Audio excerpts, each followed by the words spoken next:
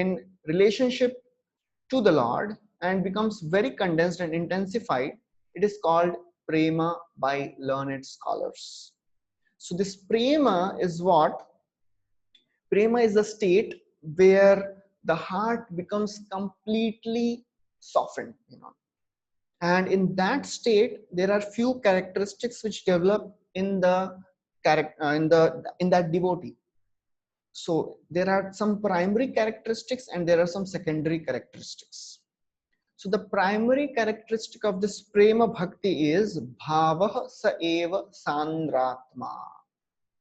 So it is intensified, fully mature state of bhava. It is fully mature. That is called sandra. Sandra means concentrated, as we discussed in the chapter 1, Sandrananda Visheshatma. Sandra means completely concentrated type of happiness. So similarly, this prema bhakti is concentrated type of bhava. When the bhava becomes completely concentrated, it becomes prema. That is the primary characteristic of bhava prema bhakti. And then what are the secondary characteristics of prema bhakti? There are two secondary characteristics. Samyan masranita swantaha. Samyan masranita means it completely softens the heart. The heart becomes completely soft. And then mamatva atishaya ankitaha. Atishaya means, mamatva means ownership, mamata. Mamata means ownership, but not ordinary. Atishay, highly possessive ownership of Krishna. So, in bhakti, in sadhana bhakti, the mood is I am Krishna's. In prema bhakti, the mood changes. So, sadhana bhakti is the mood of tadiya. Tadiya means I am Krishna's. I am Krishna's devotee. In prema, the mood changes. Mood of mamatva comes. Krishna is mine. So that is I am Krishna's. And in here, prem means Krishna is mine. So therefore, in Bhava Bhakti, one gets a vision of the Lord, understands his relationship with Krishna, and then in Prem Bhakti, actually one enters into these pastimes in one's spiritual eternal identity, where one can relate with Krishna. Oh, Krishna is my son, Krishna is my friend, Krishna is my lover, Krishna is, so in whatever relationship one may relate to Krishna. So these are the two moods of relationships, mamatva and tadiya. So tadiya actually is also a very high level of devotional service. When one surrenders to Krishna, then one gets this level of tadiya, starts serving Krishna, feeling completely dependent on Krishna.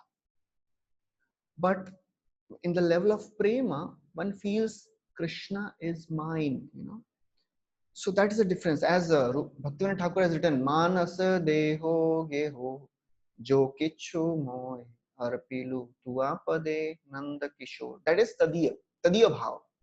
Bhaktivinoda Thakur is saying, Manasa deha geha jo kichu moy. My mind, my body, my family, everything belongs to Krishna. That is also a very high level.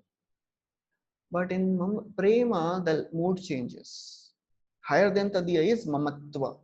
Yashodama is thinking, oh, Krishna is my child, so I have to take care of him, I have to correct him. If I will not correct him, who will correct him? If I will not chastise him, who will chastise him? If he's stealing butter now, when he'll grow young, what he'll do? Who will marry him? So that is the mood of Mother Yashoda. This is not material possessiveness. This is spiritual possessiveness. So material possessiveness means things of this world. But the spiritual possessiveness means Krishna is mine. So therefore, in ordinary material life, we have a mamata for material things. In ordinary spiritual life, this mamata has to be given up, and we have to develop this mood of being tadiya. But at the level of prema, we have to give up this tadiya mentality, and we have to develop this mentality of Krishna is mine. So therefore, It is so very intense. Just like these are all esoteric pastimes. Just like when Radharani and Chandravali, these are two groups of the gopis. And Radharani says Krishna is mine, and when Krishna goes to Chandravali, she becomes angry. So that is the mood of mamata. Krishna is mine. It is all spiritual. There is no envy, material envy. It is spiritual envy which we cannot understand at this level. Just like in Kurukshetra, when gopis they saw Krishna in the form of a king with all the armor and a helmet and crown, they are remembering Krishna as Bal Gopal, as their Navakishore who would roam around in the forests of Vrindavan. And Chaitanya Mahaprabhu describes that those feelings, and in the mood of Radharani, Radharani is praying to Krishna, is telling to Krishna, she's telling to Krishna, Vrindavan Govardhana Jamuna Pulinvan se sabra sadik lila. Brajajaner Brajajan Mata Pita Bandhugan Bada Chitra Kemone Pasarila. So Radharani is telling Krishna, oh Krishna, how can you forget Vrindavan, where we performed so many pastimes? Okay, even if you forgot Vrindavan, how can you forget Govardhan, where we performed so many intimate pastimes? How, even if you forgot Govardhan, how can you forget all the groves of Govardhan, Pulinvan, Saisavara, Sadikalila? Then she says, even if you forgot Govardhan, Pulinvan, how can you forget Brajajane Brajajan? How can you forget the Brajavasis?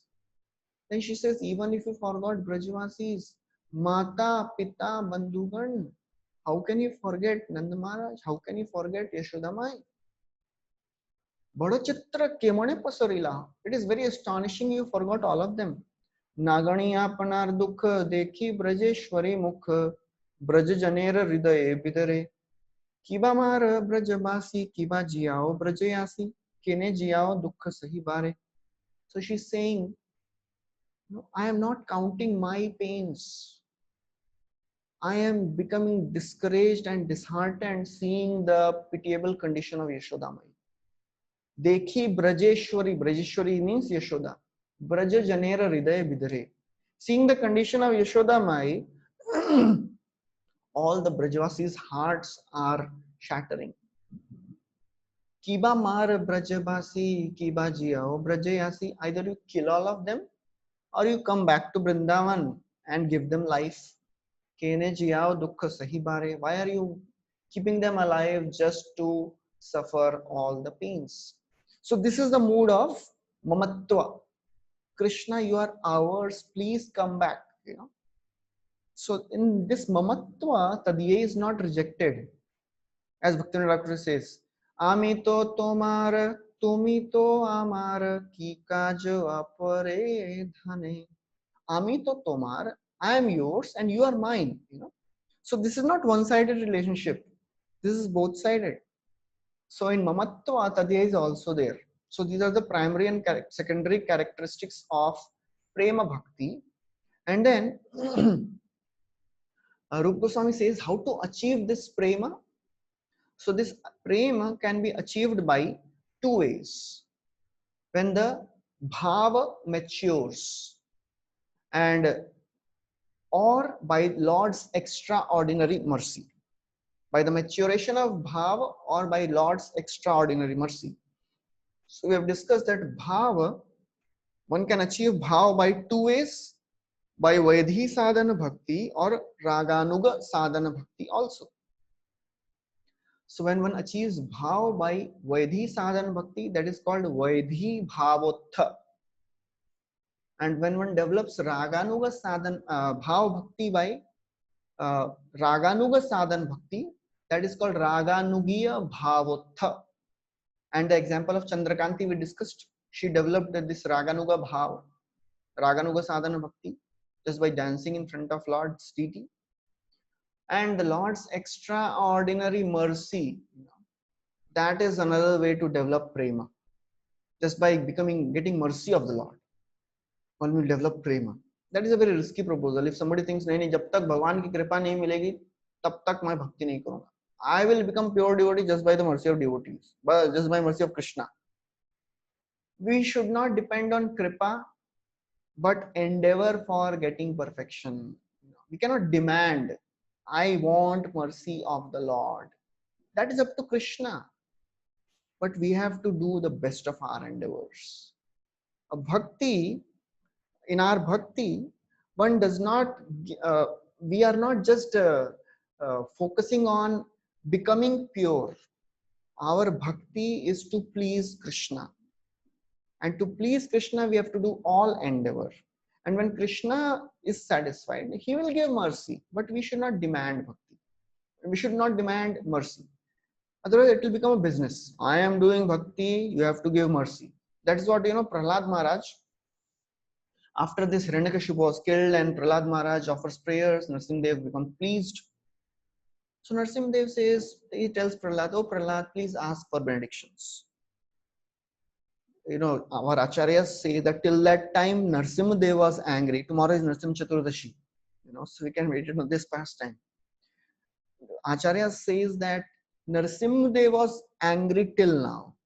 But when Narsimhadev, he said that, oh Prahlad, you ask for benedictions. Prahlad Maharaj became angry. And he started saying in a very angry tone, I have not performed bhakti to do business with you, my Lord. I have performed bhakti just to please you, just to serve you. That is the mood of a devotee. We are not doing business that I will give least and get maximum. No. Love means we'll give our best. And then Krishna will reciprocate accordingly. So this is how there are two ways of achieving the prema. When the bhav matures as a Vaidhi or a Raganuga. So by Vaidhi sadhana bhakti also we can achieve prema. By Raganuga sadhana bhakti also we can achieve prema. Then it describes that there are two types of prema. Mahatma Jnana Prema and Kevala Prema. So Mahatma Jnana Prema means the prema which one develops by when that prema develops, that prema is imbued with having the knowledge of Lord's majesty. Oh, Lord is so great.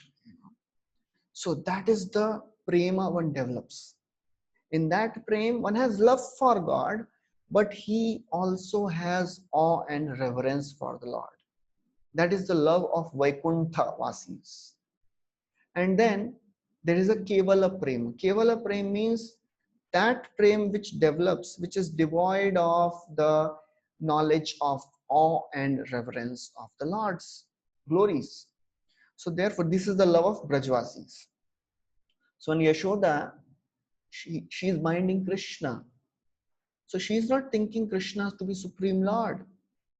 When Nanda Maharaj is telling Krishna, oh Krishna, please bring my footwears, he is not thinking that Krishna is Supreme Lord. Brajvasis are not aware of the divinity of Krishna. That is the similarity between the Brajvasis and the atheists. Both do not accept Krishna to be Supreme Lord, because they are so much full with love of Krishna that the knowledge of Krishna's greatness does not even come in their mind. So these are the two kinds of prema, Mahatma Jnana Prema and Kevala Prema. And then in the last, Rupa Goswami discusses two things. First is how this prema develops from Shraddha, and this is all the whole process of evolution of our consciousness from Shraddha to prema. So in the beginning, one has little Shraddha. Based on that Shraddha, one associates with the devotees of the Lord. And when he associates with devotees of the Lord, he hears from the devotees about the pastimes of the Lord, about the qualities of the Lord, about guna, karma, leela, nama. And then when we come in association of devotees, the devotees say, please chant, start the process of sadhana bhakti, that is bhajana kriya. That is bhajan kriya, not bhojan kriya. So although bhojan kriya is included in that, but the main part is chanting the names of Lord under the shelter of spiritual master. That is bhajan kriya. And what is that bhajan kriya? Shravanam kirtanam Vishnu, Smaranam pada sevanam, Archanam, Vandanam, Dasyam, Sakhyam, Atmanivedanam. That is the bhajan kriya we have to do. Hearing about the Lord's, chanting the names of the Lord, Vishnu Smarana, remembering the Lord, then Shravanam Kirtanam Vishnu Smaranam Pada Sevanam, serving the lotus feet of the Lord, Archanam, offering worship to the deities of the Lord, Vandanam, offering prayers to the Lord, then Archanam Vandanam Dasyam. Dasyam means serving the Lord in a mood of servant, humble menial servant. Sakhyam Atmanivedanam, as a friend, and completely surrendering ourselves. These are the various limbs of our sadhana bhakti, bhajana kriya. And then by these, when we start the practice of bhajana kriya, then the anartha nivritti process starts. The undesirable impediments, they dissolve. What are those undesirable impediments? The kama, krodha, lobha, moha, mada, matsarya. These are the gross impediments. There are subtle impediments also. Laya, vikshepa, apratipatti. So all these things, they slowly start dissolving.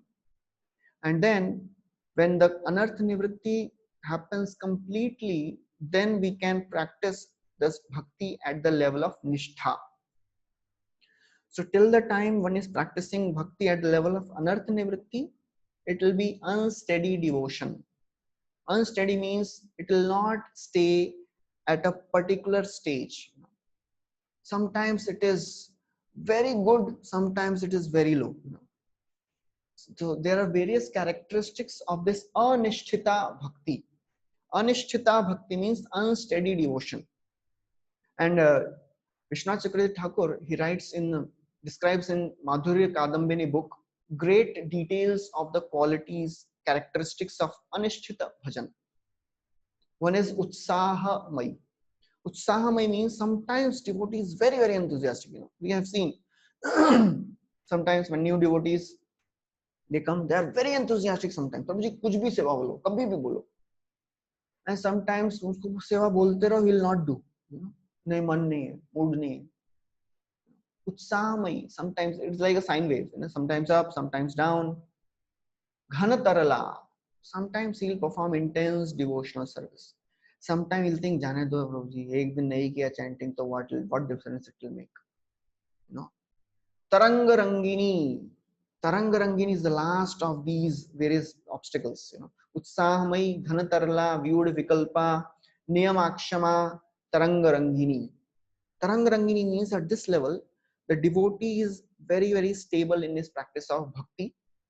The devotee community recognizes that ye Prabhuji na ekdam steady devotee, pakke devotee. What will come? Praise, respect. This is a very, very dangerous thing. Slowly by the practice of bhakti, all these will go. One reaches the stage of nishtha. And then by the practice of bhakti at the level of nishtha, the bhajan kriya continues. Bhajan kriya continues till the level of prema, and it goes on. The means and the end are same in devotional service. So he reaches the stage of ruchi. Ruchi means the strong and genuine taste for practice of bhakti. At present, our taste is not genuine. We are doing it just because we are told to do. And by the process, after many years, we get some taste, some ruchi, not fully manifest. And then when the devotee continue practicing this at the level of ruchi, he attains the stage of asakti. Asakti means emotional addiction and fervent desire to please Krishna. And then asakti becomes more and more condensed to become bhava, and then ultimately he achieves prema. So this is the evolution of prema, which is described in Chaitanya Charitamrita also. And then he says that in this prema, the nature of prema is very, very mysterious. A devotee who is at the level of prema, sometimes he'll be happy, sometimes he'll not be happy because he's in separation from Krishna. We can see all these moods in Chaitanya Mahaprabhu's symptoms of ecstasy when he was in Gambhira. So, and he is internally relishing topmost bliss because he's always in touch with Krishna. And it is difficult to appreciate the treasure of prema bhakti which the devotees has. And Rupa Goswami quotes a verse which is spoken by Lord Shiva to Parvati. In that, Lord Shiva is telling that, oh my dear supreme goddess Parvati, you may know from me that anyone who has developed the ecstatic love for the supreme personality of Godhead and who is always merged in transcendental bliss on account of this love cannot even perceive material distress or happiness coming from the body or the mind. So, therefore, a person who is at the level of prema is not disturbed by any external bodily discomforts because he is connected to the Supreme Lord. He is getting all the bliss from the source of supreme bliss, that is Krishna. So all the seeming external bodily troubles does not trouble him, does not disturb him. So one time Srila Prabhupada, he was looking very very grave. One person came to meet him and he saw that this Swamiji is not looking so happy. I think he is distressed. So he asked his one of the disciples, what happened to your spiritual master? So actually this devotee, he went to Prabhupada and he actually asked, Prabhupada, why are you looking so grave? Why there is no smile on your face? For an ordinary person, when he is not smiling, that means he is not happy. But the advanced person may not behave in the same way. Prabhupada said, that was my ecstatic moment with Krishna. So that is a pure devotee. Externally, the emotions which he is displaying may not tell the actual symptom of his heart, actual state of his heart.